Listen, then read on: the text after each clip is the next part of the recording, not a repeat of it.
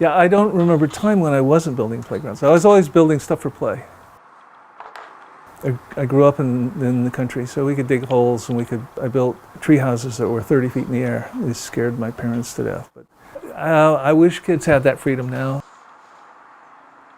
And so it means a lot to me to create a place where increasingly it's difficult for kids to have a chance to use their body in the most powerful way that they're able to at that moment.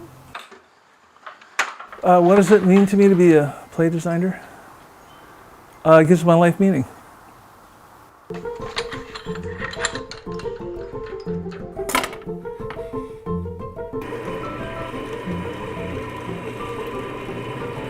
What I've learned in the 50 years that I've been doing this is that it's easy to do the same thing, or maybe change the color, something like that. What's hard, and we're talking about play now, play predates humanity. So you're dealing with something that's really old and has a lot of history in it. And to try to come up with something novel and new is absolutely daunting. And the existing stuff is good. So we wanted to keep all our good stuff, all the good ideas, but wherever possible, we moved beyond that into something nobody's ever seen before. So when kids come in here, they get a different experience than they're going to get anyplace else. I design for failure, and I think that's the big difference. I want to have kids fail a lot. Here, kids can throw themselves off the top of this and get up and laugh and run off. So failure actually produces learning. It produces incentive. It's a funny phenomenon.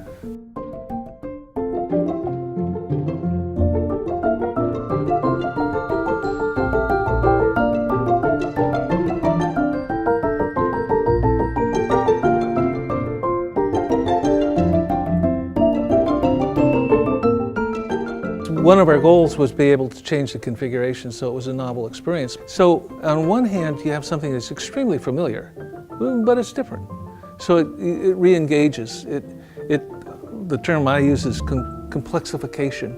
You can complexify a space simply by changing the orientation of the pieces, where the horizontal ladder used to be up here, and now it's down here, and now it's something else, an entirely different experience. But the thing is the same. So you have familiarity on one hand and then novelty on the other, which is very different than the standard playground equipment, which is always the same. Kids don't come in here just to have a physical experience. They come in here to sing songs, to tell stories, to have a facilitated imagination. And that is so much easier when you can configure the space to support that kind of activity.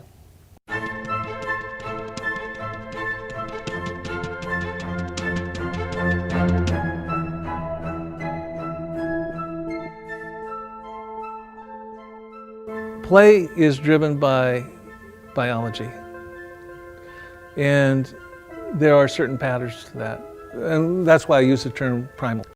There's spinning, there's sliding, there's running, primal impulses that the brain, the body, the child has to have in order to develop. The kids are going to play. Hey, you can take a kid to the Safeway and there's a bar there, they're going to turn on it.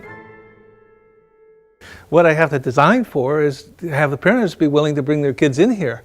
It has to look beautiful, it has to have the functions, it has to be there, and then suddenly not only is the kid doing what they would do with the random rail, but they're doing it in the presence of their parent. They're doing it with the parent, and that's special. They'll begin to discover they have skills in one area and maybe not so much in another. And that's really important because they're going to be guiding that child for a long time.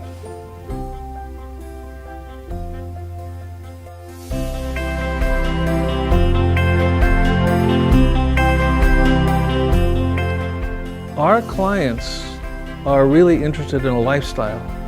They want to be known as looking for the best.